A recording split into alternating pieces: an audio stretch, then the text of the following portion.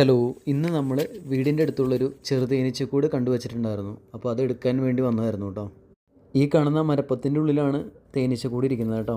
അപ്പോൾ നമ്മൾ കുപ്പി വെച്ചു, എന്നിട്ട് മരത്തിൽ കുട്ടിയിട്ട് തേനീച്ചനെ മൊത്തം നമ്മൾ ഈ കുപ്പിയുടെ ഉള്ളിലേക്ക് കയറ്റിക്കൊണ്ടിരിക്കുകയാണ് കേട്ടോ. അത്യാവശ്യം നല്ല കാതലുള്ള മരമായിരുന്നു കേട്ടോ. അപ്പോൾ നമ്മൾ കോടാലി കൊണ്ടുവന്നിട്ടുണ്ടായിരുന്നു. അപ്പോൾ നമ്മൾ വെട്ടി ഏകദേശം ഈ ഒരു പരുവത്തിലാക്കി. മരം മുറിക്കുന്ന കട്ടർ മെഷീൻ കൂടെ ഉണ്ടായിരുന്നു, പക്ഷേ അത് പകുതി വെച്ചിട്ട് കംപ്ലൈൻ്റ് ആയിരുന്നു കേട്ടോ. അപ്പോൾ ഈ കാണുന്ന കറുത്ത ഭാഗത്താണ് ഇതിൻ്റെ അടയായിട്ടിരിക്കുന്നത്. ഇതിൽ നിറച്ച് തേനാണ് കേട്ടോ. ഈ അട എടുത്തപ്പോൾ തന്നെ അത്യാവശ്യം തേൻ കിട്ടിയായിരുന്നു. പിന്നെ ഇതിൻ്റെ ഉള്ളിലേക്ക് ഇതിൻ്റെ ഡെപ്ത്ത് കൂടുതലായിട്ടുണ്ട്. അപ്പം നമ്മളതൊരു കോലൊക്കെ ഇട്ട് തോണ്ടി നോക്കിയപ്പം നല്ല നീളത്തിൽ തന്നെ തേനിരിക്കുന്നുണ്ട് കേട്ടോ.